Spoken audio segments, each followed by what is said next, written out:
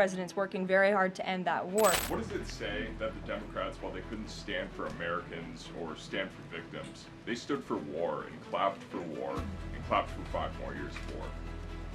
Yeah, the president addressed that last night, I think, when he called out Senator Elizabeth Warren and said that, again, as I said in my opening speech, very telling that the Democrats refused to clap for American people and American interests and American priorities, but they did clap for the country of Ukraine, which, by the way, the president's working very hard to end that war. So Democrats should be applauding him for actually doing something about it. Follow up on that if I can.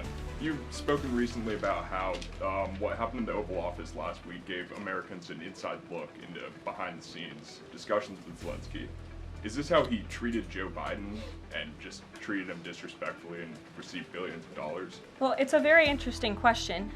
I don't know if anybody in here asked my predecessor who stood at this podium about that, but there was a report from NBC News that President Biden also got increasingly frustrated with President Zelensky when he was handing out blank checks and President Zelensky kept asking for more. Joe Biden was quite frustrated with that. So again, as I've said repeatedly, Friday revealed the frustrations that this administration has had in closed-door negotiations with the Ukrainians. However, President Zelensky did put out a statement yesterday, which we believe is a positive step forward, and National Security Advisor Mike Waltz has been talking to his Ukrainian counterparts, and so we're in the midst of this, and we'll see what happens next. Caitlin. Thanks, Caroline. I have 2 questions. One on the reprieve that is being granted to these 3 automakers for 1 month on the tariffs on Canada and Mexico. How did the president settle on 1 month?